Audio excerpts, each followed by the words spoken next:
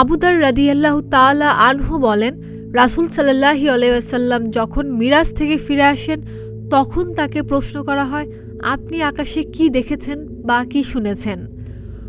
উত্তরে তিনি বলেন, আমি যা দেখেছি তোমরা তা দেখো না, আর আমি যা শুনেছি তোমরা তা শোনো না। আকাশে প্রচণ্ড কাঁপুনি শব্দ হচ্ছে, আর তা হওয়ার কারণ আছে।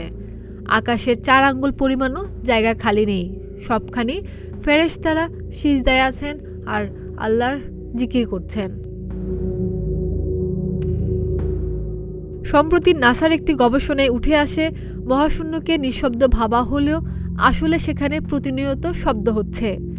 সংস্থাটির hour universe is not silent অথবা লিসেন টু দ্য ইউনিভার্স শীর্ষক প্রতিবেদনে দেখানো হয়েছে কিভাবে মহাকাশে শব্দ হয়।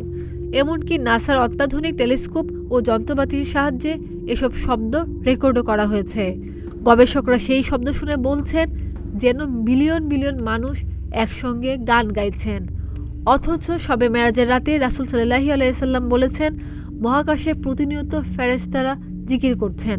তবে কি এখন রেকর্ড করা হলো ফেরেশতাদের জিকিরের ধ্বনি? গবেষকরা বলছেন, মহাকাশে মুক্তভাবে ছড়িয়ে ছিটে থাকা বিভিন্ন কণা বা নক্ষত্রের রেডিয়েশনের কারণে এ কম্পন বা ভাইব্রেশন সৃষ্টি হয়। তার কারণেই শব্দের উৎপত্তি।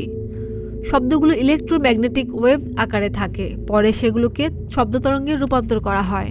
আবার গবেষণার সাথে যুক্ত একজন বলছেন, এই শব্দ শুনে মনে হচ্ছিল যেন বিলিয়ন বিলিয়ন মানুষ একসাথে গ্রেগরিয়ান চ্যান্ট গাইছেন। গ্রেগরিয়ান চ্যান্ট হচ্ছে খ্রিস্টানদের একরকম ধর্মীয় সঙ্গীত যা একসঙ্গে গাওয়া হয়। এদিকে নাসা মহাকাশে এমন শব্দের পিছনে বিভিন্ন কারণ বর্ণনা করছে। কোনো কোনো গবেষণায় বলা হচ্ছে শব্দের উৎস নক্ষত্রের চুম্বক ক্ষেত্র, কোথাও আবার বলা হচ্ছে প্রাচীন মহাবিশ্বের বিস্ফোরণের শব্দ। খাদিজা নিপা, প্রতিদিনের বাংলাদেশ।